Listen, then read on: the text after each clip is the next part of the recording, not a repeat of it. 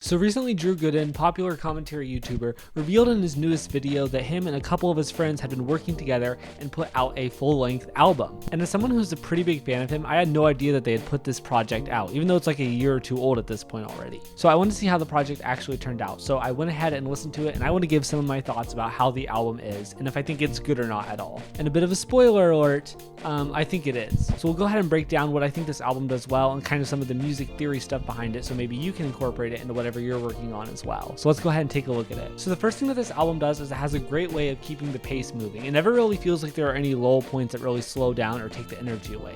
And the way it does this, it might be opposite of what you think it would be. So if you were trying to play a song that sounded really cool or was really intense, you'd probably think play it a lot louder or play a lot more notes. But the secret that they use throughout this whole album is to do the opposite. Because if you play a softer part before the much louder, more cool part, it's going to make the difference between it a lot more noticeable. Therefore, the cool, intense part seeming way more cool and the slow, soft part really seeming calmer and more mellow. And you get a bigger contrast between the two, which sounds really good when you're listening through the music. A famous piece of music that does this, for example, is Beethoven's Moonlight Sonata. The first movement is this really slow kind of piano ballad feel where it sounds like the notes are just skipping over the surface of a lake. And then the third movement comes in and it sounds like all of that is being lit on fire and super fast notes, really loud and all this stuff.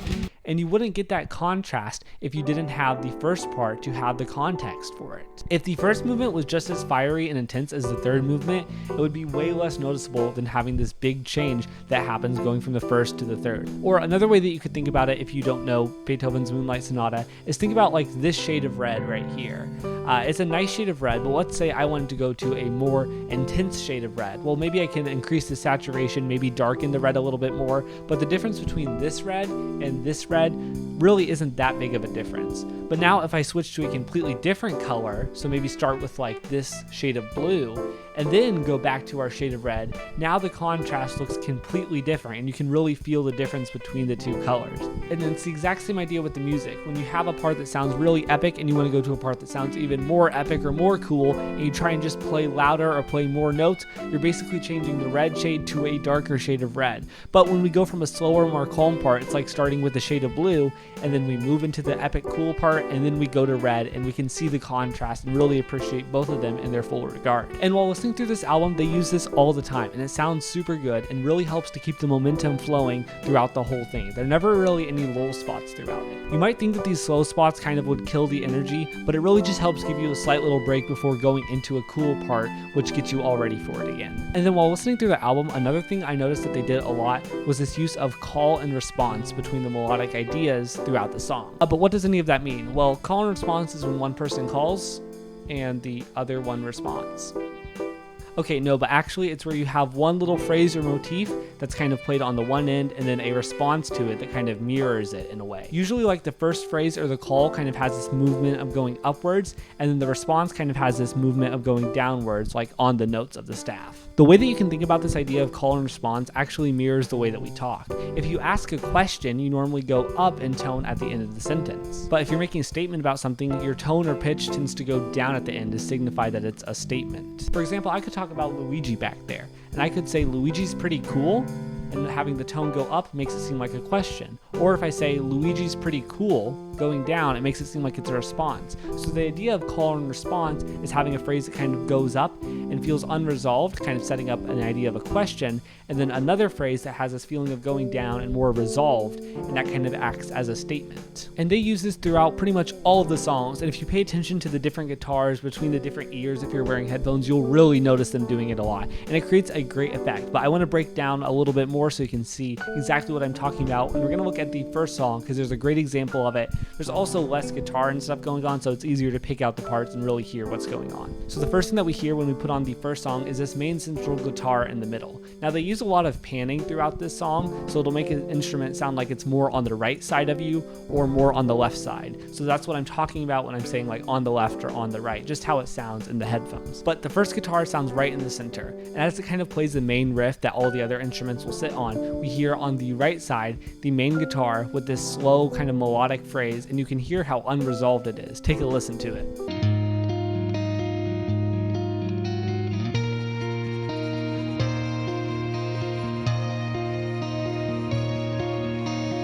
hear that it goes up like a question, and you can also hear it doesn't sound resolved at all, as when the melody's done playing, you don't feel a sense of rest at all. And then to make a good response, they basically take the same idea and just mirror it. So instead of having these long, slow, drawn out notes, they have a lot more fast ones. Instead of moving up mostly in the melody, they're mostly moving down now.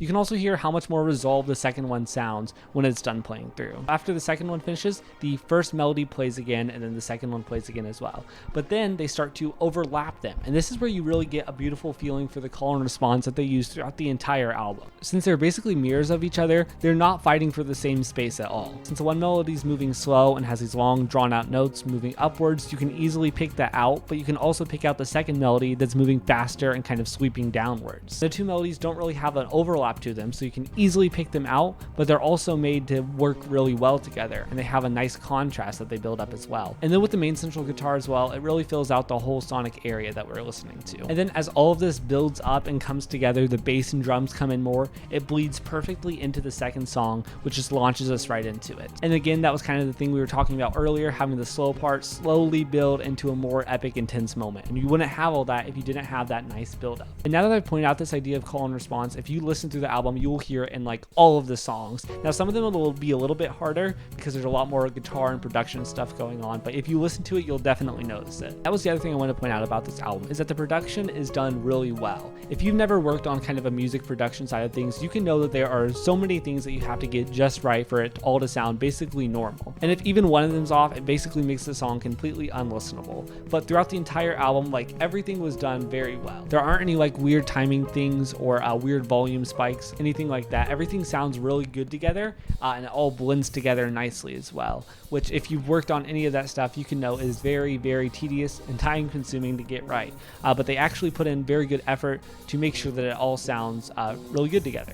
So those are kind of the three things that stuck out to me when listening through Eurythmia's album. When I first listened through it, I was playing through the final boss of Rubato, the final boss fight for that, and it really made for some great epic like boss music to beat the game on, and so it was really good. And I found myself, as I kept listening through getting ready for this video, kind of just zoning out and falling into the music because it creates such a great kind of background piece that you can just imagine tons of stories and stuff going on. And I just want to point this little thing out because I hadn't seen anyone else mention it. On the last song, you can hear in the left ear a guitar that sounds reversed. So I wanted to see if it was like used from any of the other songs, so I downloaded the audio and reversed it, and just ignore the fact that it's in BandLab.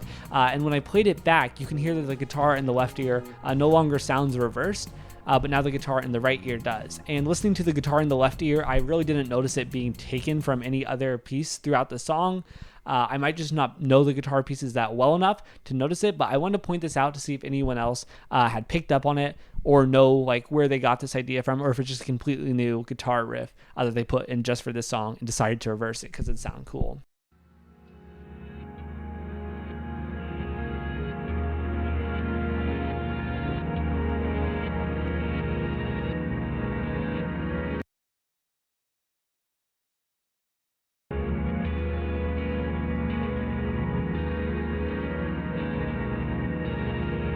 But here's the final question.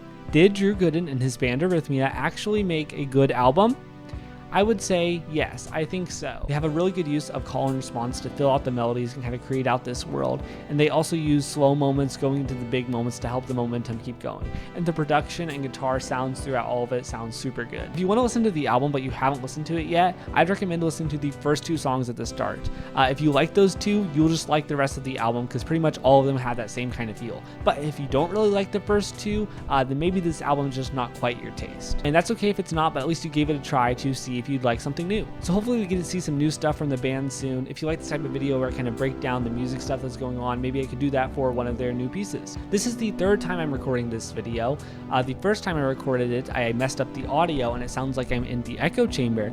Test. And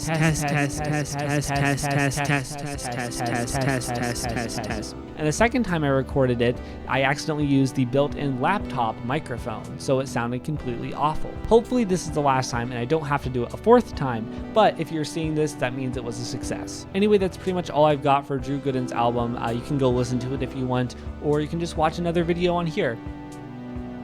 Okay, bye!